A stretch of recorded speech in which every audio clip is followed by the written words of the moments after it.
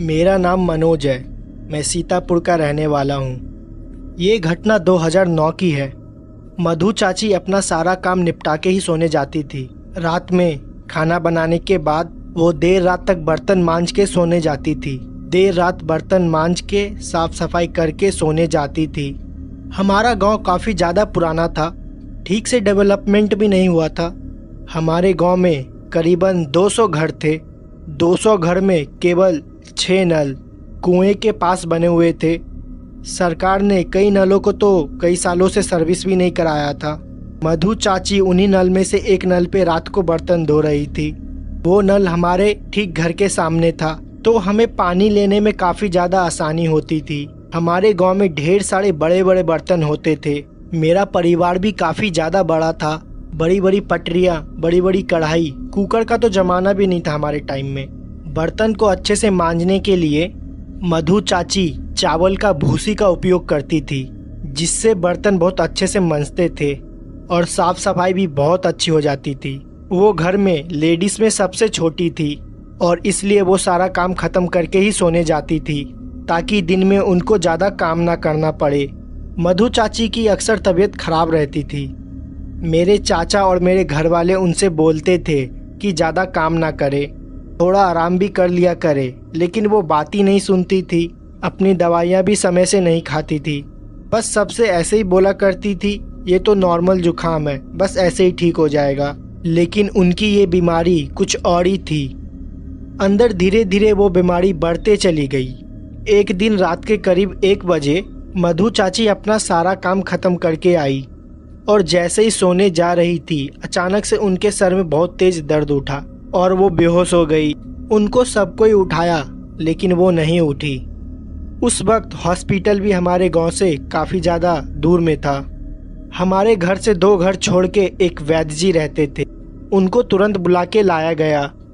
वैद्य जी ने जब मधु चाची की नाड़ी चेक की तो उनकी नाड़ी नहीं मिल रही थी। उनकी हार्ट बीट भी बंद हो चुकी थी और वो मर चुकी थी। इतना जल्दी उन्हें क्या हो गया, कुछ समझ में नहीं आया। किसी तरह उनको रात में सब कोई अस्पताल भी लेके गए। अस्पताल पहुंचने के बाद जब डॉक्टर ने उन्हें चेक किया तो वो मर चुकी थी। वजह किसी को नहीं पता थी। काफ़ी कोशिश करने के बावजूद भी जब वो होश में नहीं आई तो उनको मृत्यु घोषित कर दिया गया। उसी रात मधु चाची को सबको घर लाया गया। घर लाने से पहले उनके शरीर को एक गाड़ी में रखा गया था, जो कि शायद लाश ले जाने को काम आती थी। वो वही हॉस्पिटल के पास मिले थे। उनके मृत्यु शरीर को उस गाड़ी में रखने के बाद उसी में चाचा भी बैठ गए थे और मेरे पापा भी। ड्राइवर गाड़ी चला रहा था। गांव के कुछ और लोग थे जो अपने मोटरसाइकिल से आ रहे थे। गाड़ी उसी वक्त रास्ते में चल रही थी। उस वक्त बारिश भी काफ़ी तेज होने लगी थी और मौसम भी थोड़ा ख़राब चल रहा था। अस्पताल से करीब हमारा घर करीब 11 किलोमीटर का था। वो लोग गाड़ी से आ रहे थे। जिस गाड़ी में मधु चाची का मृत्यु शरीर था, उस गाड़ी का टायर थोड़ी दूर आते जंगल में पंक्चर हो गया। दरअसल वो जंगल नहीं था, वो हमारे गांव का आम का बाग था। उस बाग में कई लोगों को पेड़ थे। कई लोग वहीं पे जाया करते थे जब उन्हें फल या किसी अन्य चीज़ की ज़रूरत पड़ती थी। उस गाड़ी का टायर वही बाग के साइड में पंक्चर हुआ था। वहाँ पे ढेर सारे मृत्यु शरीर भी जलाए जाते थे। वो इलाका हमारे गांव का थोड़ा पहाड़ी इलाका था। गांव के अंदर आने से पहले वही इलाका से होके आना पड़ता था, जो कि काफ़ी ज़्यादा बेकार चीज़ थी।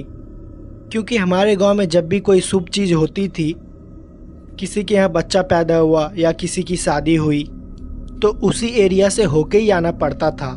गांव वाले ने कई बार उस रास्ते को बंद करने की भी सोची, लेकिन कभी किसी को मौका ही नहीं मिला। लोग उसी रास्ते से लगातार आना जाना किया करते थे, इसलिए इस चीज़ को सब कोई भूल गए।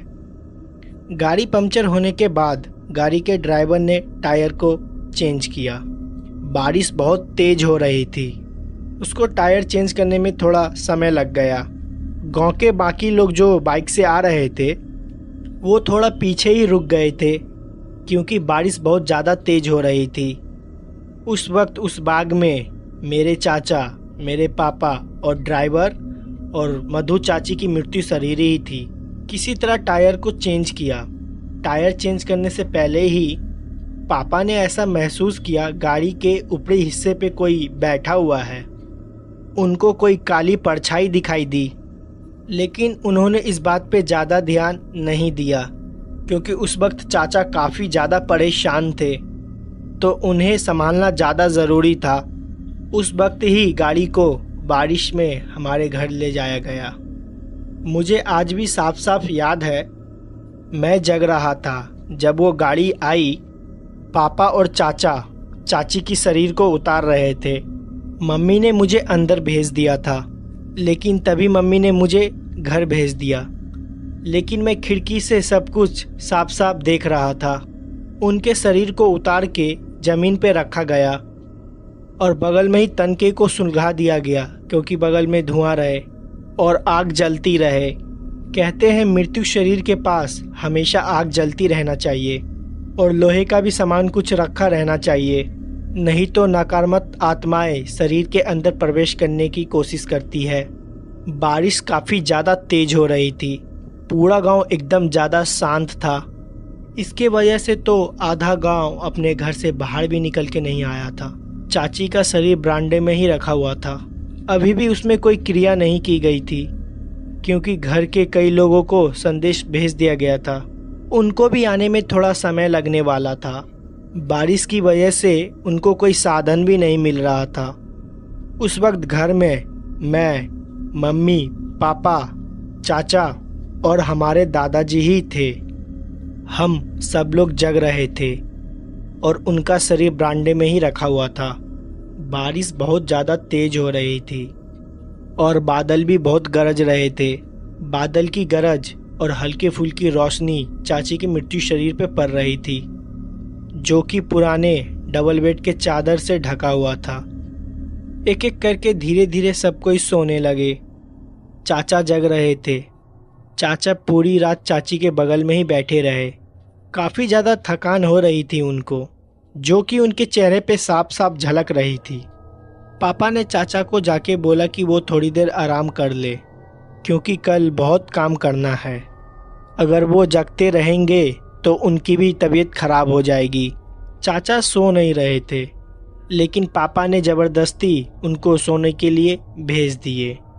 वो कर भी क्या सकते थे, पूरा घर एकदम शांत था और पूरे गांव में किसी कुत्ते भौंकने की भी आवाज़ नहीं आ रही थी। बस दो आवाज़ ही सुनाई दे रही थी, बारिश की और बादल की गरज। इसके अलावा और कुछ सुनाई नहीं दे रहा था। सब कुछ एकदम शांत था। किसी को पता भी नहीं चला। बारिश की कुछ बौछारें इतनी तेज थी, वो चाची के मृत्यु शरीर तक गिर रही थी और उनके बगल में जो जलता हुआ गोबर का उपला यानी कि कंधा रखा हुआ था, उस पर भी जाके गिर रही थी। कुछ देर बाद वो जो उपला जल रहा था, पानी की वजह से बुझ गया और वहाँ पे धुआं होना बंद हो गया और आग एकदम शांत हो गई। दादाजी सो गए थे। मम्मी भी मेरे बगल में ही सो रही थी, लेकिन मुझे नींद नहीं आ रही थी। चाचा भी आराम कर रहे थे। उनको भी कुछ समझ में नहीं आ रहा था, इसलिए वो अपने कमरे में जाके चुपचाप बैठे हुए थे। पापा चाची के मृत्यु शरीर के पास ही बैठे हुए थे। मुझे साफ साफ याद है, उस वक्त रात के 2 या 2:30 बज रहे थे। मुझे साफ साफ याद है, उस वक्त रात के 2 या 2:30 बज रहे थे। एक जोरदार बिजली कड़की। जिस कमरे में मैं और मम्मी लेटे हुए थे, उसका दरवाज़ा नहीं बंद था, उसमें बस पर्दा लगा दिया था और दरवाज़ा इसलिए नहीं बंद किया गया था ताकि किसी को भी किसी चीज़ की ज़रूरत हो तो मम्मी जाके उसे दे दे। हमारे घर में सिर्फ 2 ही महिला थी, एक मेरी मम्मी और एक चाची। चाची अब ख़त्म हो गई थी। उस वक्त मैं चुपचाप अपनी कमरों में लेटा हुआ था और दरवाजे के बाहर ही देख रहा था। बादल की गरजने की रोशनी, मुझे दरवाजे पे साफ साफ गरजने की आवाज़ सुनाई दे रही थी। उसी रोशनी में मैंने किसी को एक तरफ से दूसरी तरफ जाते हुए देखा और वो कोई महिला थी। मैंने साफ साफ उन्हें देखा था। ये मेरा कोई वहम नहीं था। उसने साड़ी पहनी हुई थी एक तरफ से दूसरी तरफ घर के अंदर जा रही थी, मतलब घर के बरामदे से होते हुए किचन की तरफ। मुझे समझ में नहीं आया मैंने क्या देखा। मैं थोड़ा सा डर भी गया था, पर मुझे लगा शायद गांव की कोई महिला आई होगी। चाची की एक सहेली थी जिसका नाम सुषमा था। वो अक्सर चाची से मिलने आया करती थी। सुषमा को अभी तक चाची की मौत के बारे में पता नहीं चला था, तो वो शायद मिलने आई होगी। मैं तुरंत अपनी बिस्तर से नीचे उतरा और मैंने सोचा मैं जाके सुषमा चाची को सब कुछ बता दूं, लेकिन वो गायब हो गई। ऐसा लगा हो कि वो एकदम हवा हो गई हो। मैं कमरे से बाहर निकल के किचन की तरफ जाके देखने लगा। मुझे कुछ भी दिखाई नहीं दिया। मैं फिर दोबारा घर के बाहर के तरफ गया और मैं एक चीज़ देख के एकदम हैरान हो गया। मेरी चाची का मृत्यु शरीर वहाँ पे नहीं था और जिस चादर से उन्हें ढक रखा था वो नीचे की तरफ पड़ा हुआ था। जिस तसले में गोबर के उपले जल रहे थे उसमें पानी भरा हुआ था और मेरे पिताजी वहीं पे बगल में कुर्सी पे बैठे हुए सो गए थे। दादाजी अपने कमरे में सो रहे थे और मम्मी भी अपने कमरे में सो रही थी और चाचा जी ने अपने कमरे के दरवाजे को अंदर से बंद किया हुआ था। उस वक्त पूरे घर में मैं ही जग रहा था। हमारे घर में छत की ओर जाने के लिए एक सीढ़ियाँ हैं। वो सीढ़ियाँ चारों तरफ मोटी मोटी दीवारों से घिरी हुई है। उसमें ज़्यादा रोशनी भी नहीं जाती है, लाइट भी नहीं थी, अंधेरा भी काफ़ी ज़्यादा था। छत पे जाने के लिए जब मैं उन सीढ़ियों से गुजरता हूँ तो ऐसा लगता है कि कोई अंधेरे कमरे से गुजर रहा हूँ। मुझे छत के ऊपर से छत की दरवाज़ा खुलने की आवाज़ आई। हमारे यहाँ का किचन का एरिया जहाँ पे सब कोई ज़मीन पे बैठ के खाते हैं, उसके ऊपर कोई भी छत नहीं है। वहाँ से डायरेक्ट आसमान से पानी चबूतरे पे ही गिरता है। मैं अपने आप को उन पानी को बूंदों से बचाते हुए सीढ़ियों की तरफ गया। मैंने सोचा कि मैं सीढ़ियों की तरफ जाऊं। जैसे ही 2 सीढ़ियाँ चढ़ के अंधेरे के तरफ घूमा, मुझे ऐसा महसूस हुआ कि उन सीढ़ियों पे कोई बैठा हुआ है। मुझे अंधेरे में साफ साफ दिखाई दे रहा था कि कोई अंधेरे में है। सीढ़ियों के ऊपर का दरवाज़ा खुला हुआ था। उनसे मुझे चमकती हुई परछाई से मुझे साफ साफ दिखाई दे रहा था वो कोई औरत थी। मैं समझ गया था वो कोई और नहीं, चाची ही है, क्योंकि उनका शरीर वहाँ पे नहीं था। मैं बहुत ज़्यादा डर गया था। मैं उन्हें देखते ही ज़ोर ज़ोर से चिल्लाने लगा। वो बहुत ज़्यादा अजीब लग रही थी। मेरी ही आंखों के सामने सीढ़ियों पे बैठ के मुझे घूर रही थी और पीछे चमकती हुई बिजली मुझे आज तक याद है। उनको देखते ही मैं ज़ोर ज़ोर से चिल्लाने लगा और सीढ़ियों से नीचे उतर आया।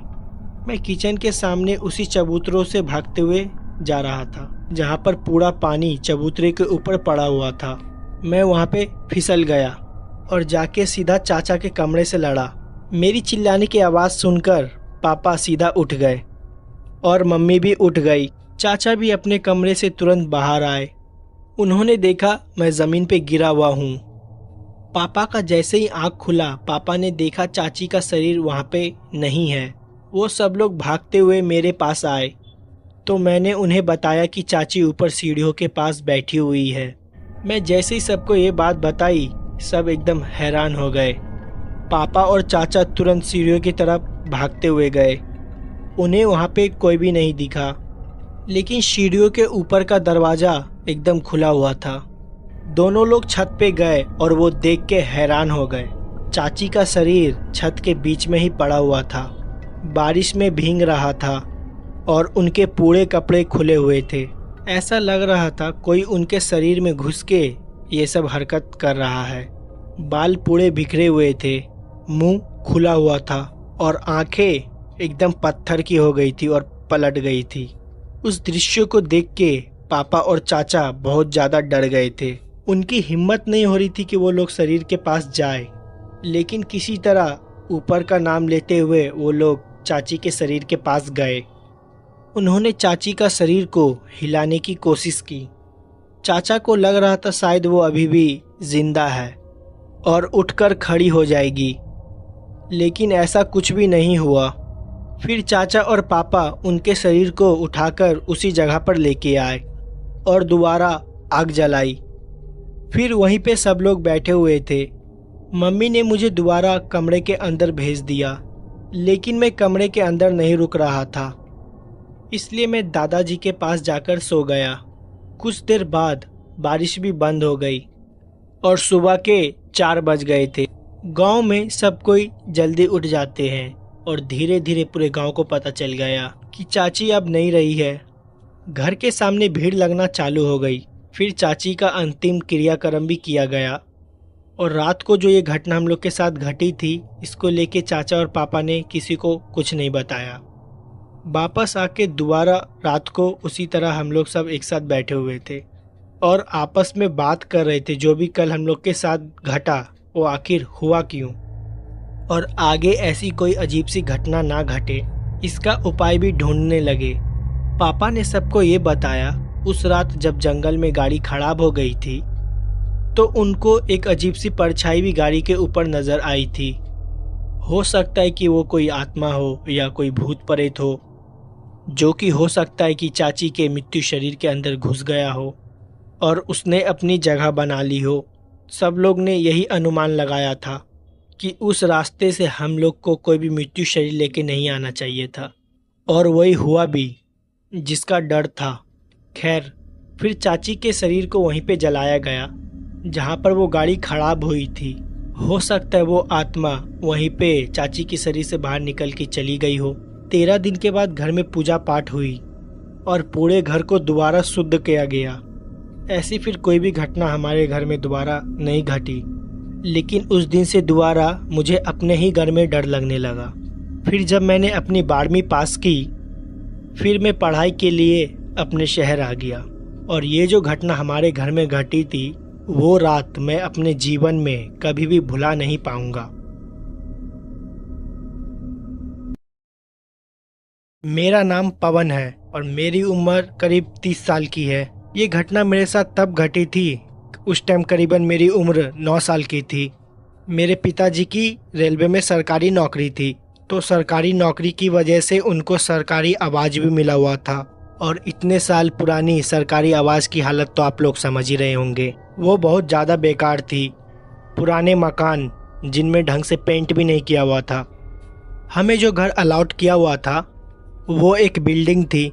उस बिल्डिंग में हमारा 3रे मंजिल पे एक अपार्टमेंट था जिसमें 2 रूम था और वो अंदर से देखने में काफ़ी ज़्यादा अजीब लगता था। पेंट आधे उखड़े हुए थे और दोनों कमरे में बहुत ही गंदी सीलन भी थी। किचन भी काफ़ी ज़्यादा गंदा था, लेकिन हम लोग शिफ्ट हुए थे तो हम लोग को वहीं पे रहना था। उससे पहले हम लोग रेंट पे रहते थे। मम्मी भी काफ़ी ज़्यादा खुश थी क्योंकि रेंट का पैसा बचने वाला था। अब उस पैसे को हम लोग नए मकान के लिए सेव कर सकते थे। मुझे उस घर में बहुत ही ज़्यादा अजीब लगता था। जब मैंने पहली बार उस घर को देखा था तो मुझे देखने में ही बहुत ज़्यादा बेकार लग रहा था। वो घर देखने में भूत बंगले से कम नहीं लगता था। हमने अपना सारा सामान शिफ्ट किया। मेरे परिवार में मैं, मेरी मम्मी और एक छोटा भाई था। मैं और मेरा छोटा भाई एक कमरे में रहते थे और मेरी मम्मी पापा दूसरे कमरे में। जिस कमरे में मैं और मेरा छोटा भाई रहते थे वो काफ़ी ज़्यादा छोटा था और उस कमरे से सीलन की काफ़ी ज़्यादा बदबू भी आती थी। मैंने पापा को कई बार इसके बारे में बताया भी है, तो उन्होंने मुझे बोला कि मैं इसके बारे में हाई अथॉरिटी की कंप्लेन कर दिया हूँ और वो इन सब चीज़ का मेंटेनेंस भी कर देंगे। हम लोग जब उस घर में शिफ्ट हुए, हमारे शिफ्ट होने से पहले करीबन वो 7-8 महीने से घर बंद था और उससे पहले इस मकान में जो भी रहता था उसने अचानक से अपनी नौकरी को छोड़ दिया था। मुझे इतना ही पता था। मेरे मम्मी पापा को इसके बारे में पूरी जानकारी थी। ना उन्होंने मुझे इसके बारे में कभी भी बताया और ना ही मैंने कभी उनसे पूछना ज़रूरी समझा। अब हमें इस नए घर में शिफ्ट हुए 4 महीने से ज़्यादा हो चुके थे। मेरा छोटा भाई और मैं साथ में ही सोते थे। एक बार रात के करीबन 11 बजे मेरे छोटे भाई ने मुझसे बोला कि मुझे टॉयलेट जाना है। मैंने भी उससे बोला हाँ ठीक है चले जाओ। उसको टॉयलेट अकेले जाने में डर लगता था क्योंकि उस घर में जो बाथरूम बना हुआ था वो घर के काफ़ी कोने में बना हुआ था, तो उसको मैं टॉयलेट कराने ले जाता था। लाइट्स बंद हो जाने के बाद घर में ऐसा अंधेरा हो जाता था जैसे कि कभी वहाँ पे लाइट जल ही ना हो। इतना काला घना अंधेरा। नाइट बल्ब भी जलती थी लेकिन घर के पुराने दीवार के वजह से काफ़ी डरावना लगता था। इसलिए हम लोग आमतौर पे टॉर्च का यूज़ करते थे। मेरा छोटा भाई टॉयलेट गया और वो टॉयलेट के अंदर करीबन 5 मिनट तक था। मैं उसके बाथरूम के बाहर ही खड़ा था। काफ़ी देर हो जाने पे मैं जब उसको आवाज़ दी तो वो कुछ भी नहीं बोला, वो चुपचाप अंदर बैठा हुआ था। फिर मैंने अचानक से दरवाजे को नॉक किया और वो अंदर डर के वजह से रोने लगा। मैंने जब उससे पूछा कि आखिर क्या हो गया तो उसने मुझे बताया कि जब वो बाथरूम के अंदर था तो ऊपर से कोई एक छोटा बच्चा उसको झांक के देख रहा था। जब उसने मुझे ये बात बताई तो मुझको लगा शायद वो उसका वहम है, लेकिन वो बहुत ज़्यादा डरा हुआ था। उसने मेरे हाथ को काफ़ी ज़्यादा ज़ोर से पकड़ा हुआ था। फिर मैंने उसको अपने साथ बेड पे ले आया और उसको सुलाने की कोशिश की, पर वो बहुत ज़्यादा डरा हुआ था। उसको पूरी रात नींद नहीं आई। अगली सुबह ये घटना उसने मम्मी को बताई तो मैंने मम्मी को बताया कि कुछ नहीं हुआ है, बस वो डर गया है। मेरे छोटे भाई का नाम अनुज है। ये घटना 2 दिन पुरानी हो चुकी थी। एक बार अनुज को बहुत ज़्यादा डर लग रहा था और उसकी तबीयत भी बहुत ज़्यादा ख़राब थी, तो मम्मी पापा ने सोचा कि अनुज को वो अपने पास सुला लेंगे। मुझे इसके बारे में नहीं पता था। मुझे लगा शायद अनुज उस दिन भी मेरे साथ ही सोएगा, तो मैं अकेले अपने बेड पे लेटा हुआ था। अनुज उस वक्त मम्मी पापा के साथ ही था। मुझे लगा वो खाना खा के दोबारा मेरे पास सोने चला आएगा। उस वक्त मैं काफ़ी ज़्यादा गहरी नींद में था। रात के करीबन 2 बज रहे थे। मुझे कब नींद आई मुझे पता भी नहीं चला। मैं अनुज का इंतज़ार करीबन 12 बजे से कर रहा था। रात के करीबन 2 बजे दरवाज़ा अपने आप खुला। दरवाज़ा काफ़ी ज़्यादा पुराने हो गए थे। दरवाजे जब खुलते या बंद होते थे तो बहुत अजीब तरह की आवाज़ आती थी। तानी जैसे ही दरवाज़ा खुला अचानक से मेरी आँख खुल गई। मैंने देखा कि दरवाजे के पास अनुज खड़ा हुआ है। मुझे साफ साफ उस टाइम अनुज दिखाई नहीं दिया, मुझे सिर्फ उसकी परछाई दिखाई दी। मैंने उससे बोला कि तू वहाँ क्यों खड़ा है, वो आके लेट जाए। मैं काफ़ी ज़्यादा नींद में था और मेरी आँख भी नहीं खुल रही थी। मुझे बस इतना ही पता चल रहा था कि दरवाजे के पास कोई लड़का खड़ा है और उसकी हाइट हूबहू अनुज जैसी ही थी। मेरी ही आंखों के सामने अनुज भागते हुए दरवाजे के अंदर आया मेरे पास, और जैसे ही वो भागते हुए मेरी तरफ आया मैं अचानक से पूरी तरीके से होश में आ गया। ऐसा लगा कि मुझे कोई ये शायद मेरा वहम था। उस वक्त मैंने इस चीज़ पे ज़्यादा ध्यान नहीं दिया और फिर मैं दोबारा सो गया। करीबन आधे घंटे बाद मुझे ऐसा लगा कि मेरे पीछे कोई खड़ा है, मेरे बालों को सहला रहा है। पहले मुझे ये मेरा वहम लगा, लेकिन सोते हुए जब मेरी आंखें खुली तो मुझे साफ साफ मुझे ऐसा महसूस हुआ कि मेरे पीछे कोई खड़ा है और मेरे सर को पीछे से कोई धीरे धीरे पकड़ने की कोशिश कर रहा है और अपने होने का मुझे एहसास दिला रहा है। मैंने अचानक से उठा और पीछे देखा, कोई नहीं था, पीछे सिर्फ अंधेरा था। मैं तुरंत अपने बेड से उठा और लाइट को ऑन किया। पूरा कमरा खाली था। उस वक्त करीबन रात के 2:30 बज रहे थे। अनुज अभी भी नहीं आया था। मुझे ये बात नहीं पता था कि वो मम्मी पापा के साथ ही सो रहा है। फिर मैं मम्मी पापा के रूम में गया और रात के करीबन 2:30 बजे उनका दरवाज़ा खटखटाया और उनसे पूछा अनुज उनके साथ है। उन्होंने बताया अनुज वहीं पे सो रहा है। मैंने मम्मी से कहा मुझे ऐसा महसूस हुआ कि अनुज मेरे सर के पास अभी खड़ा हुआ था। मम्मी ने बताया वो करीबन 12 बजे से ही वहीं पे सो रहा है क्योंकि उसको बहुत ज़्यादा डर लग रहा था। मैंने फिर इस बात पे ज़्यादा ध्यान नहीं दिया और आके अपने बेड पे फिर दोबारा सो गया। कुछ देर बाद फिर मेरी आंखें खुली। मेरे बेड के जस्ट सामने एक छज्जा बना हुआ था। उस पे हम लोग थोड़ा बहुत सामान रखा करते थे, जैसे कि टीवी के बॉक्स, कुछ कपड़े, कुछ लकड़ियाँ, सब पुराने चीज़ उसी छज्जे पे रखा हुआ करता था। मुझे ऐसा लगा कि उसके ऊपर बैठ के कोई मुझे देख रहा है। ये मेरा कोई वहम नहीं था। मैंने उसको साफ साफ देखा। कमरे में नाइट बल्ब जल रही थी। नाइट बल्ब पे मुझे वो काली परछाई बैठी हुई साफ साफ दिखाई दे रही थी। और वो मुझे ही देख रही थी। उस काली परछाई को देखते ही मैं ज़ोर ज़ोर से चिल्लाने लगा, तो वो मेरे आंखों के सामने ही गायब हो गई। मैं इतनी ज़ोर से चिल्लाया कि मम्मी पापा अपने कमरे से मेरे कमरे में आ गए। मैं अपने कमरे को कभी भी अंदर से बंद नहीं करता था। उन्होंने मेरी चिल्लाती हुई आवाज़ को सुनते ही उन्होंने आके मुझसे पूछा कि आखिरकार तुझे क्या हो गया है। मैंने उन्हें बताया कि मुझे छज्जे पे अभी कोई परछाई दिखाई दी है। वो किसी बच्चे की परछाई थी जो कि मेरे तरफ ही देख रहा था। और कुछ देर पहले मुझे ऐसा एहसास हुआ कि किसी ने मेरे बालों को छुआ है। और उस वक्त अनुज को बाथरूम में भी ऐसा ही कुछ नज़र आया था। जब ये बात मैंने मम्मी को बताई तो मम्मी ज़ोर ज़ोर से हंसने लगी। उनको लगा कि मुझे किसी तरह का वहम हुआ है, लेकिन वो मेरा कोई वहम नहीं था। उस रात मेरे पापा मेरे कमरे में सोए। मैं और छोटा भाई अनुज मम्मी के कमरे में जाके सो गए। मुझे बहुत ज़्यादा डर लग रहा था। मैं और अनुज दोनों भाई रात भर नहीं सोए। अगले ही दिन हम लोग स्कूल चले गए और स्कूल से आने के बाद थोड़ी भी देर घर में नहीं रुके। हम लोग अपने दोस्तों के साथ खेलने बाहर चले गए और कुछ दिन तक हम लोग मम्मी पापा के साथ ही सोए। हमें बार बार ऐसा एहसास होते रहा हमारे बगल में कोई खड़ा होकर हमारी बातें सुन रहा है, या कोई काम करते वक्त हमें ऐसा लगता था कि अचानक से हमारे बगल से कुछ निकल के गया है। कई बार तो किचन से अचानक से बर्तन गिरने की आवाज़ भी आती थी, लेकिन मम्मी ने इस सब बातों पे ज़्यादा ध्यान नहीं दिया। लेकिन हम और अनुज दोनों इस बात पे ध्यान दे रहे थे। करीबन 6 महीने बाद हम लोग ने वो घर छोड़ दिया, क्योंकि वो घर बहुत ज़्यादा पुराना था। पापा ने उस घर के अगेंस्ट कंप्लेन भी डाली थी कि वहाँ की वायरिंग बहुत ज़्यादा ख़राब है।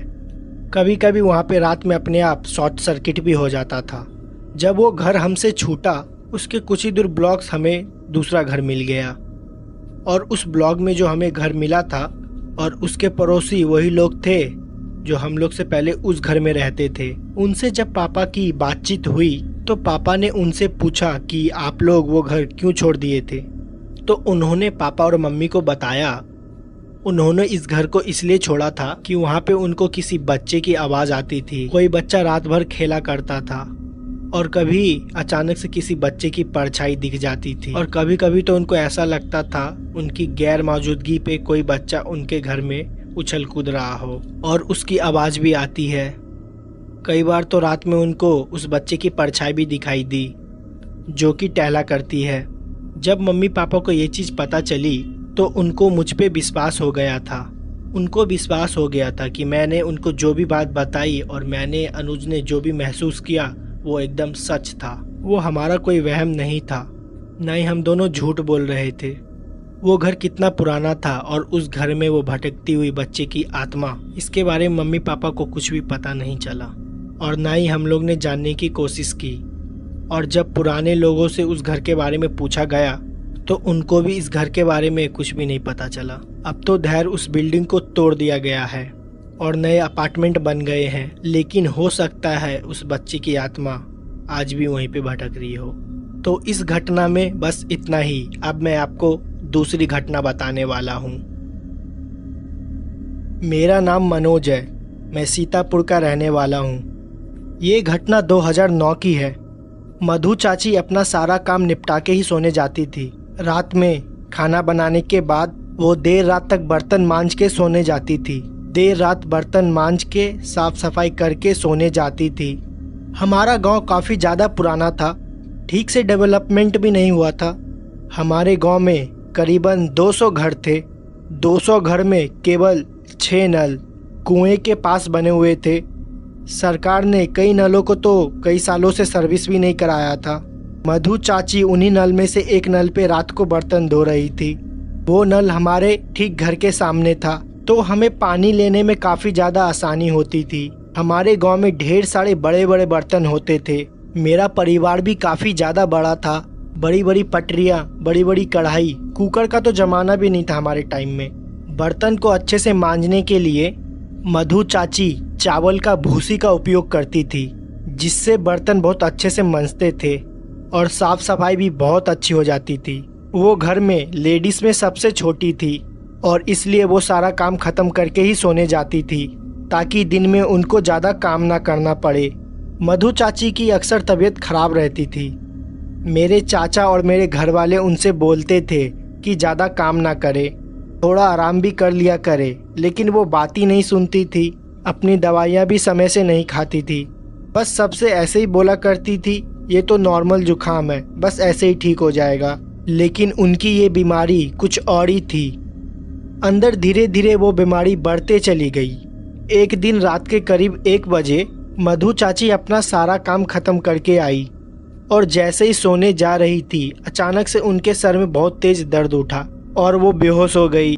उनको सब कोई उठाया, लेकिन वो नहीं उठी।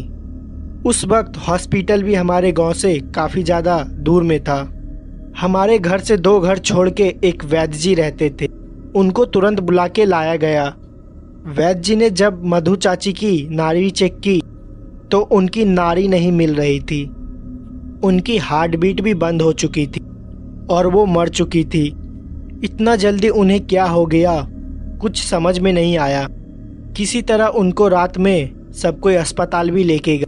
अस्पताल पहुंचने के बाद जब डॉक्टर ने उन्हें चेक किया तो वो मर चुकी थी। वजह किसी को नहीं पता थी। काफ़ी कोशिश करने के बावजूद भी जब वो होश में नहीं आई तो उनको मृत्यु घोषित कर दिया गया। उसी रात मधु चाची को सबको घर लाया गया। घर लाने से पहले उनके शरीर को एक गाड़ी में रखा गया था, जो कि शायद लाश ले जाने को काम आती थी। वो वही हॉस्पिटल के पास मिले थे। उनके मृत्यु शरीर को उस गाड़ी में रखने के बाद उसी में चाचा भी बैठ गए थे और मेरे पापा भी। ड्राइवर गाड़ी चला रहा था। गांव के कुछ और लोग थे जो अपने मोटरसाइकिल से आ रहे थे। गाड़ी उसी वक्त रास्ते में चल रही थी। उस वक्त बारिश भी काफ़ी तेज होने लगी थी और मौसम भी थोड़ा ख़राब चल रहा था। अस्पताल से करीब हमारा घर करीब 11 किलोमीटर का था। वो लोग गाड़ी से आ रहे थे। जिस गाड़ी में मधु चाची का मृत्यु शरीर था, उस गाड़ी का टायर थोड़ी दूर आते जंगल में पंक्चर हो गया। दरअसल वो जंगल नहीं था, वो हमारे गांव का आम का बाग था। उस बाग में कई लोगों के पेड़ थे। कई लोग वहीं पे जाया करते थे जब उन्हें फल या किसी अन्य चीज़ की ज़रूरत पड़ती थी। उस गाड़ी का टायर वही बाग के साइड में पंक्चर हुआ था। वहाँ पे ढेर सारे मृत्यु शरीर भी जलाए जाते थे। वो इलाका हमारे गांव का थोड़ा पहाड़ी इलाका था। गांव के अंदर आने से पहले वही इलाका से होके आना पड़ता था, जो कि काफ़ी ज़्यादा बेकार चीज़ थी। क्योंकि हमारे गांव में जब भी कोई शुभ चीज़ होती थी, किसी के यहाँ बच्चा पैदा हुआ या किसी की शादी हुई, तो उसी एरिया से होके ही आना पड़ता था। गांव वाले ने कई बार उस रास्ते को बंद करने की भी सोची, लेकिन कभी किसी को मौका ही नहीं मिला। लोग उसी रास्ते से लगातार आना जाना किया करते थे, इसलिए इस चीज़ को सब कोई भूल गए। गाड़ी पंक्चर होने के बाद गाड़ी के ड्राइवर ने टायर को चेंज किया। बारिश बहुत तेज हो रही थी। उसको टायर चेंज करने में थोड़ा समय लग गया। गांव के बाकी लोग जो बाइक से आ रहे थे, वो थोड़ा पीछे ही रुक गए थे, क्योंकि बारिश बहुत ज़्यादा तेज हो रही थी। उस वक्त उस बाग में मेरे चाचा, मेरे पापा और ड्राइवर और मधु चाची की मृत्यु शरीर ही थी। किसी तरह टायर को चेंज किया। टायर चेंज करने से पहले ही पापा ने ऐसा महसूस किया गाड़ी के ऊपरी हिस्से पे कोई बैठा हुआ है।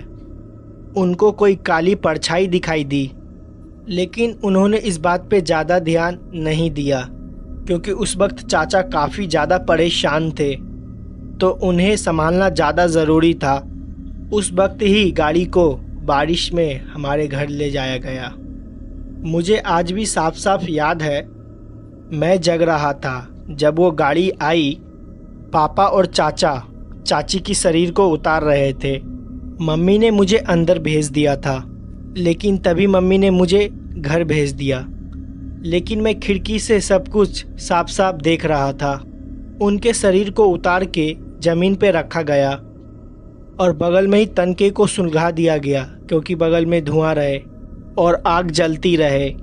कहते हैं मृत्यु शरीर के पास हमेशा आग जलती रहना चाहिए और लोहे का भी सामान कुछ रखा रहना चाहिए, नहीं तो नकारात्मक आत्माएं शरीर के अंदर प्रवेश करने की कोशिश करती है। बारिश काफ़ी ज़्यादा तेज हो रही थी। पूरा गांव एकदम ज़्यादा शांत था। इसके वजह से तो आधा गांव अपने घर से बाहर भी निकल के नहीं आया था।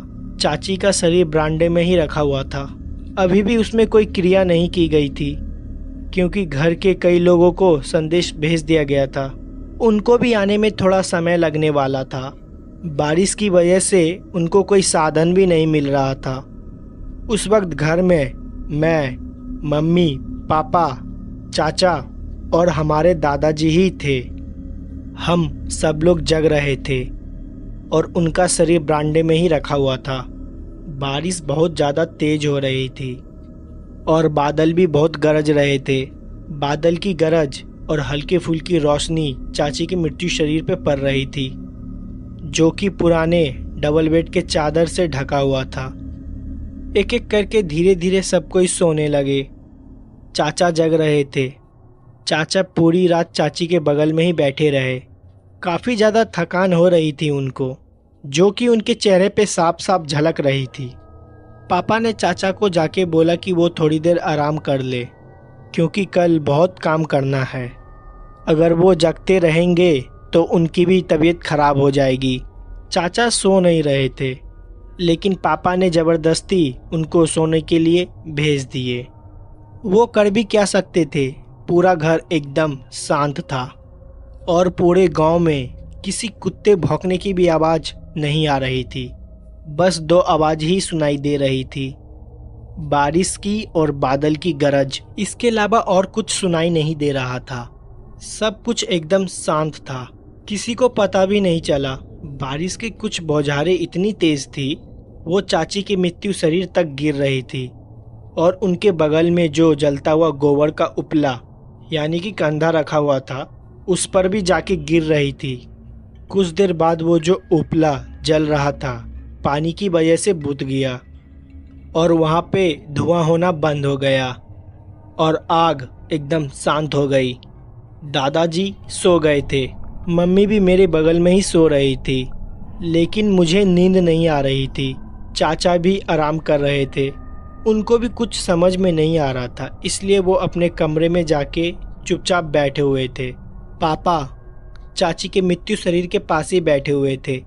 मुझे साफ साफ याद है, उस वक्त रात के 2 या 2:30 बज रहे थे। मुझे साफ साफ याद है, उस वक्त रात के 2 या 2:30 बज रहे थे। एक जोरदार बिजली कड़की। जिस कमरे में मैं और मम्मी लेटे हुए थे, उसका दरवाज़ा नहीं बंद था। उसमें बस पर्दा लगा दिया था और दरवाज़ा इसलिए नहीं बंद किया गया था ताकि किसी को भी किसी चीज़ की ज़रूरत हो तो मम्मी जाके उसे दे दे। हमारे घर में सिर्फ 2 ही महिला थी, एक मेरी मम्मी और एक चाची। चाची अब ख़त्म हो गई थी। उस वक्त मैं चुपचाप अपनी कमरों में लेटा हुआ था और दरवाजे के बाहर ही देख रहा था। बादल की गरजने की रोशनी, मुझे दरवाजे पे साफ साफ गरजने की आवाज़ सुनाई दे रही थी। उसी रोशनी में मैंने किसी को एक तरफ से दूसरी तरफ जाते हुए देखा और वो कोई महिला थी। मैंने साफ साफ उन्हें देखा था। ये मेरा कोई वहम नहीं था। उसने साड़ी पहनी हुई थी। एक तरफ से दूसरी तरफ घर के अंदर जा रही थी, मतलब घर के बरामदे से होते हुए किचन की तरफ। मुझे समझ में नहीं आया मैंने क्या देखा। मैं थोड़ा सा डर भी गया था, पर मुझे लगा शायद गांव की कोई महिला आई होगी। चाची की एक सहेली थी जिसका नाम सुषमा था। वो अक्सर चाची से मिलने आया करती थी। सुषमा को अभी तक चाची की मौत के बारे में पता नहीं चला था, तो वो शायद मिलने आई होगी। मैं तुरंत अपनी बिस्तर से नीचे उतरा और मैंने सोचा मैं जाके सुषमा चाची को सब कुछ बता दूं, लेकिन वो गायब हो गई। ऐसा लगा हो कि वो एकदम हवा हो गई हो। मैं कमरे से बाहर निकल के किचन की तरफ जाके देखने लगा। मुझे कुछ भी दिखाई नहीं दिया।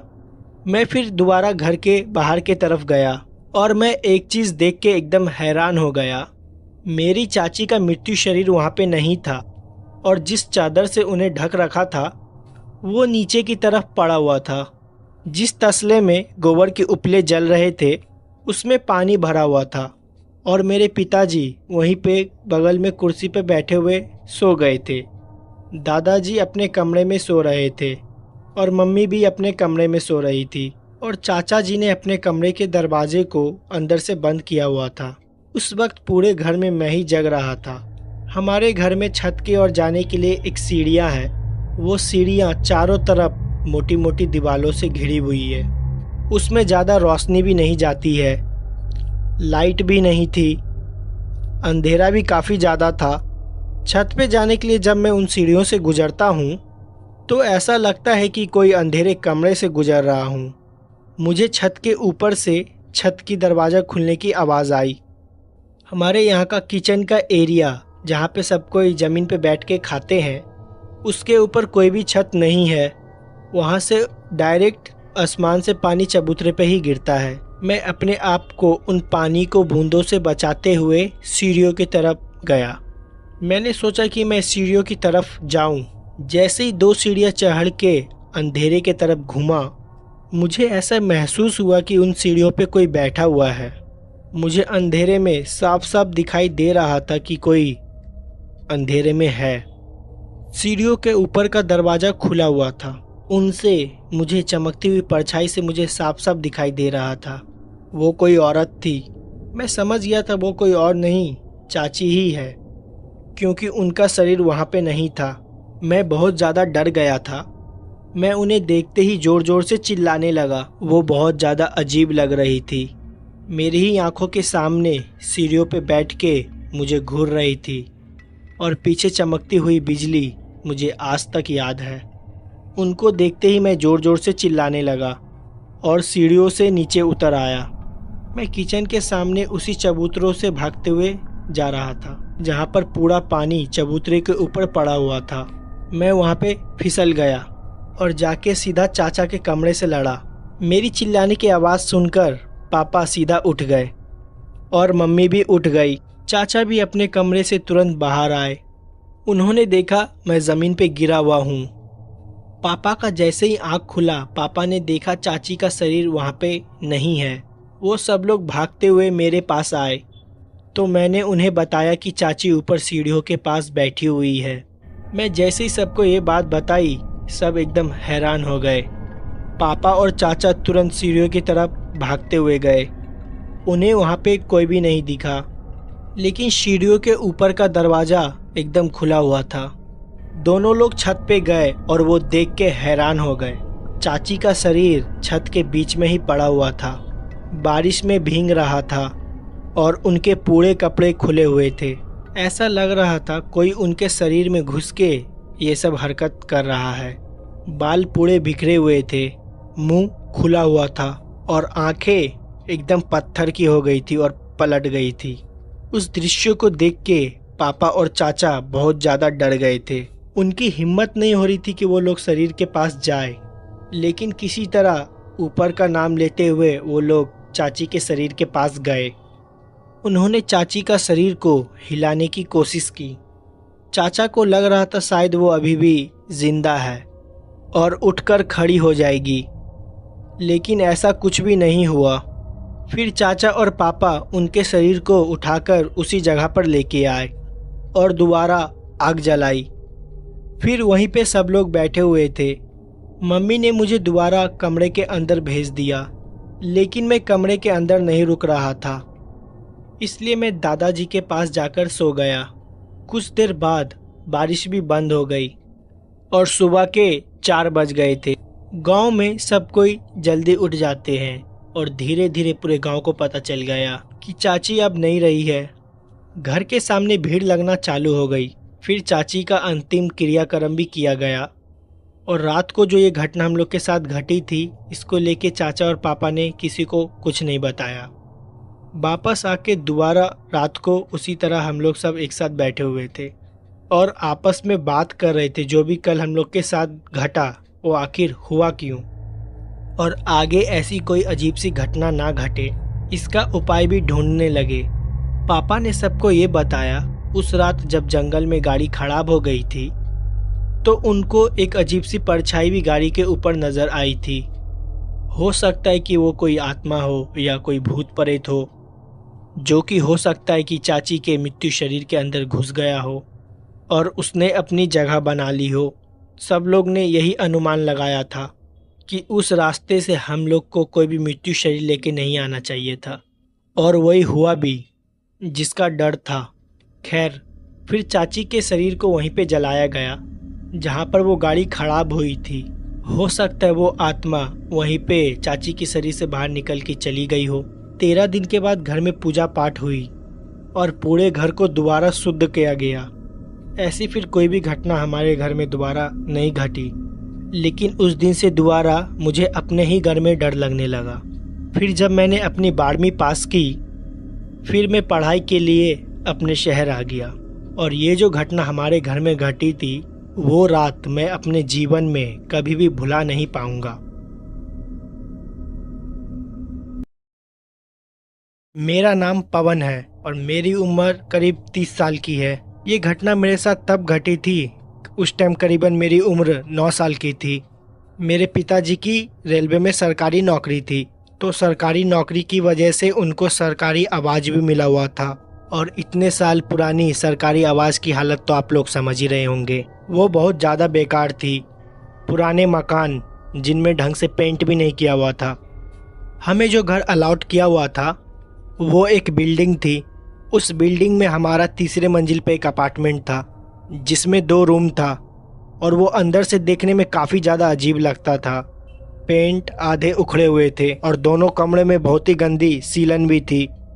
किचन भी काफ़ी ज़्यादा गंदा था, लेकिन हम लोग शिफ्ट हुए थे तो हम लोग को वहीं पे रहना था। उससे पहले हम लोग रेंट पे रहते थे। मम्मी भी काफ़ी ज़्यादा खुश थी क्योंकि रेंट का पैसा बचने वाला था।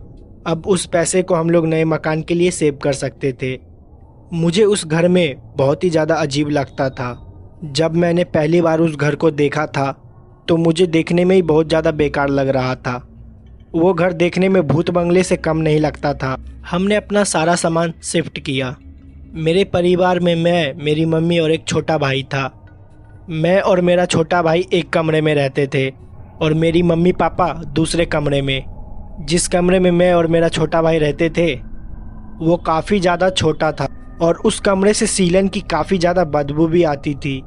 मैंने पापा को कई बार इसके बारे में बताया भी है, तो उन्होंने मुझे बोला कि मैं इसके बारे में हाई अथॉरिटी की कंप्लेन कर दिया हूँ और वो इन सब चीज़ का मेंटेनेंस भी कर देंगे। हम लोग जब उस घर में शिफ्ट हुए, हमारे शिफ्ट होने से पहले करीबन वो 7-8 महीने से घर बंद था, और उससे पहले इस मकान में जो भी रहता था उसने अचानक से अपनी नौकरी को छोड़ दिया था। मुझे इतना ही पता था। मेरे मम्मी पापा को इसके बारे में पूरी जानकारी थी, ना उन्होंने मुझे इसके बारे में कभी भी बताया और ना ही मैंने कभी उनसे पूछना ज़रूरी समझा। अब हमें इस नए घर में शिफ्ट हुए 4 महीने से ज़्यादा हो चुके थे। मेरा छोटा भाई और मैं साथ में ही सोते थे। एक बार रात के करीबन 11 बजे मेरे छोटे भाई ने मुझसे बोला कि मुझे टॉयलेट जाना है। मैंने भी उससे बोला हाँ ठीक है चले जाओ। उसको टॉयलेट अकेले जाने में डर लगता था क्योंकि उस घर में जो बाथरूम बना हुआ था वो घर के काफ़ी कोने में बना हुआ था, तो उसको मैं टॉयलेट कराने ले जाता था। लाइट्स बंद हो जाने के बाद घर में ऐसा अंधेरा हो जाता था जैसे कि कभी वहाँ पे लाइट जल ही ना हो। इतना काला घना अंधेरा। नाइट बल्ब भी जलती थी लेकिन घर के पुराने दीवार के वजह से काफ़ी डरावना लगता था, इसलिए हम लोग आमतौर पे टॉर्च का यूज़ करते थे। मेरा छोटा भाई टॉयलेट गया और वो टॉयलेट के अंदर करीबन 5 मिनट तक था। मैं उसके बाथरूम के बाहर ही खड़ा था। काफ़ी देर हो जाने पे मैं जब उसको आवाज़ दी तो वो कुछ भी नहीं बोला, वो चुपचाप अंदर बैठा हुआ था। फिर मैंने अचानक से दरवाजे को नॉक किया और वो अंदर डर के वजह से रोने लगा। मैंने जब उससे पूछा कि आखिर क्या हो गया, तो उसने मुझे बताया कि जब वो बाथरूम के अंदर था तो ऊपर से कोई एक छोटा बच्चा उसको झांक के देख रहा था। जब उसने मुझे ये बात बताई तो मुझको लगा शायद वो उसका वहम है, लेकिन वो बहुत ज़्यादा डरा हुआ था। उसने मेरे हाथ को काफ़ी ज़्यादा ज़ोर से पकड़ा हुआ था। फिर मैंने उसको अपने साथ बेड पे ले आया और उसको सुलाने की कोशिश की, पर वो बहुत ज़्यादा डरा हुआ था। उसको पूरी रात नींद नहीं आई। अगली सुबह ये घटना उसने मम्मी को बताई, तो मैंने मम्मी को बताया कि कुछ नहीं हुआ है, बस वो डर गया है। मेरे छोटे भाई का नाम अनुज है। ये घटना 2 दिन पुरानी हो चुकी थी। एक बार अनुज को बहुत ज़्यादा डर लग रहा था और उसकी तबीयत भी बहुत ज़्यादा ख़राब थी, तो मम्मी पापा ने सोचा कि अनुज को वो अपने पास सुला लेंगे। मुझे इसके बारे में नहीं पता था। मुझे लगा शायद अनुज उस दिन भी मेरे साथ ही सोएगा, तो मैं अकेले अपने बेड पे लेटा हुआ था। अनुज उस वक्त मम्मी पापा के साथ ही था। मुझे लगा वो खाना खा के दोबारा मेरे पास सोने चला आएगा। उस वक्त मैं काफ़ी ज़्यादा गहरी नींद में था। रात के करीबन 2 बज रहे थे। मुझे कब नींद आई मुझे पता भी नहीं चला। मैं अनुज का इंतज़ार करीबन 12 बजे से कर रहा था। रात के करीबन 2 बजे दरवाज़ा अपने आप खुला। दरवाज़ा काफ़ी ज़्यादा पुराने हो गए थे। दरवाजे जब खुलते या बंद होते थे तो बहुत अजीब तरह की आवाज़ आती थी। पता नहीं, जैसे ही दरवाज़ा खुला अचानक से मेरी आँख खुल गई। मैंने देखा कि दरवाजे के पास अनुज खड़ा हुआ है। मुझे साफ साफ उस टाइम अनुज दिखाई नहीं दिया, मुझे सिर्फ उसकी परछाई दिखाई दी। मैंने उससे बोला कि तू वहाँ क्यों खड़ा है, वो आके लेट जाए। मैं काफ़ी ज़्यादा नींद में था और मेरी आँख भी नहीं खुल रही थी। मुझे बस इतना ही पता चल रहा था कि दरवाजे के पास कोई लड़का खड़ा है और उसकी हाइट हूबहू अनुज जैसी ही थी। मेरी ही आंखों के सामने अनुज भागते हुए दरवाजे के अंदर आया मेरे पास, और जैसे ही वो भागते हुए मेरी तरफ आया मैं अचानक से पूरी तरीके से होश में आ गया। ऐसा लगा कि मुझे कोई ये शायद मेरा वहम था। उस वक्त मैंने इस चीज़ पे ज़्यादा ध्यान नहीं दिया और फिर मैं दोबारा सो गया। करीबन आधे घंटे बाद मुझे ऐसा लगा कि मेरे पीछे कोई खड़ा है, मेरे बालों को सहला रहा है। पहले मुझे ये मेरा वहम लगा, लेकिन सोते हुए जब मेरी आंखें खुली तो मुझे साफ साफ मुझे ऐसा महसूस हुआ कि मेरे पीछे कोई खड़ा है और मेरे सर को पीछे से कोई धीरे धीरे पकड़ने की कोशिश कर रहा है और अपने होने का मुझे एहसास दिला रहा है। मैंने अचानक से उठा और पीछे देखा, कोई नहीं था, पीछे सिर्फ अंधेरा था। मैं तुरंत अपने बेड से उठा और लाइट को ऑन किया। पूरा कमरा खाली था। उस वक्त करीबन रात के 2:30 बज रहे थे। अनुज अभी भी नहीं आया था। मुझे ये बात नहीं पता था कि वो मम्मी पापा के साथ ही सो रहा है। फिर मैं मम्मी पापा के रूम में गया और रात के करीबन 2:30 बजे उनका दरवाज़ा खटखटाया और उनसे पूछा अनुज उनके साथ है। उन्होंने बताया अनुज वहीं पे सो रहा है। मैंने मम्मी से कहा मुझे ऐसा महसूस हुआ कि अनुज मेरे सर के पास अभी खड़ा हुआ था। मम्मी ने बताया वो करीबन 12 बजे से ही वहीं पे सो रहा है क्योंकि उसको बहुत ज़्यादा डर लग रहा था। मैंने फिर इस बात पे ज़्यादा ध्यान नहीं दिया और आके अपने बेड पे फिर दोबारा सो गया। कुछ देर बाद फिर मेरी आंखें खुली। मेरे बेड के जस्ट सामने एक छज्जा बना हुआ था। उस पे हम लोग थोड़ा बहुत सामान रखा करते थे, जैसे कि टीवी के बॉक्स, कुछ कपड़े, कुछ लकड़ियाँ, सब पुराने चीज़ उसी छज्जे पे रखा हुआ करता था। मुझे ऐसा लगा कि उसके ऊपर बैठ के कोई मुझे देख रहा है। ये मेरा कोई वहम नहीं था, मैंने उसको साफ साफ देखा। कमरे में नाइट बल्ब जल रही थी। नाइट बल्ब पे मुझे वो काली परछाई बैठी हुई साफ साफ दिखाई दे रही थी और वो मुझे ही देख रही थी। उस काली परछाई को देखते ही मैं ज़ोर ज़ोर से चिल्लाने लगा तो वो मेरे आंखों के सामने ही गायब हो गई। मैं इतनी ज़ोर से चिल्लाया कि मम्मी पापा अपने कमरे से मेरे कमरे में आ गए। मैं अपने कमरे को कभी भी अंदर से बंद नहीं करता था। उन्होंने मेरी चिल्लाती हुई आवाज़ को सुनते ही उन्होंने आके मुझसे पूछा कि आखिरकार तुझे क्या हो गया है।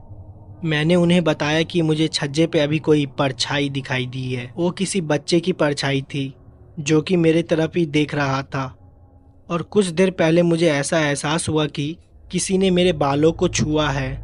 और उस वक्त अनुज को बाथरूम में भी ऐसा ही कुछ नज़र आया था। जब ये बात मैंने मम्मी को बताई तो मम्मी ज़ोर ज़ोर से हंसने लगी। उनको लगा कि मुझे किसी तरह का वहम हुआ है, लेकिन वो मेरा कोई वहम नहीं था। उस रात मेरे पापा मेरे कमरे में सोए।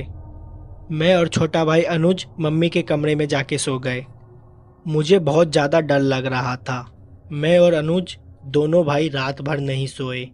अगले ही दिन हम लोग स्कूल चले गए और स्कूल से आने के बाद थोड़ी भी देर घर में नहीं रुके। हम लोग अपने दोस्तों के साथ खेलने बाहर चले गए। और कुछ दिन तक हम लोग मम्मी पापा के साथ ही सोए।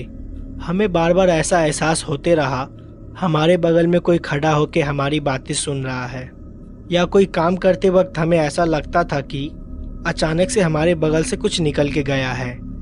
कई बार तो किचन से अचानक से बर्तन गिरने की आवाज़ भी आती थी, लेकिन मम्मी ने इस सब बातों पे ज़्यादा ध्यान नहीं दिया।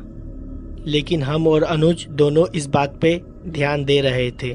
करीबन 6 महीने बाद हम लोग ने वो घर छोड़ दिया, क्योंकि वो घर बहुत ज़्यादा पुराना था। पापा ने उस घर के अगेंस्ट कंप्लेन भी डाली थी कि वहाँ की वायरिंग बहुत ज़्यादा ख़राब है। कभी कभी वहाँ पे रात में अपने आप शॉर्ट सर्किट भी हो जाता था। जब वो घर हमसे छूटा, उसके कुछ ही दूर ब्लॉक्स हमें दूसरा घर मिल गया, और उस ब्लॉक में जो हमें घर मिला था और उसके पड़ोसी वही लोग थे जो हम लोग से पहले उस घर में रहते थे। उनसे जब पापा की बातचीत हुई तो पापा ने उनसे पूछा कि आप लोग वो घर क्यों छोड़ दिए थे। तो उन्होंने पापा और मम्मी को बताया उन्होंने इस घर को इसलिए छोड़ा था कि वहाँ पे उनको किसी बच्चे की आवाज़ आती थी। कोई बच्चा रात भर खेला करता था और कभी अचानक से किसी बच्चे की परछाई दिख जाती थी, और कभी कभी तो उनको ऐसा लगता था उनकी गैर मौजूदगी पे कोई बच्चा उनके घर में उछल कूद रहा हो, और उसकी आवाज़ भी आती है। कई बार तो रात में उनको उस बच्चे की परछाई भी दिखाई दी जो कि टहला करती है। जब मम्मी पापा को ये चीज़ पता चली तो उनको मुझ पे विश्वास हो गया था। उनको विश्वास हो गया था कि मैंने उनको जो भी बात बताई और मैंने अनुज ने जो भी महसूस किया वो एकदम सच था। वो हमारा कोई वहम नहीं था, न ही हम दोनों झूठ बोल रहे थे। वो घर कितना पुराना था और उस घर में वो भटकती हुई बच्चे की आत्मा, इसके बारे में मम्मी पापा को कुछ भी पता नहीं चला, और ना ही हम लोग ने जानने की कोशिश की। और जब पुराने लोगों से उस घर के बारे में पूछा गया तो उनको भी इस घर के बारे में कुछ भी नहीं पता चला। अब तो धैर्य उस बिल्डिंग को तोड़ दिया गया है और नए अपार्टमेंट बन गए हैं, लेकिन हो सकता है उस बच्चे की आत्मा आज भी वहीं पे भटक रही हो। तो इस घटना में बस इतना ही।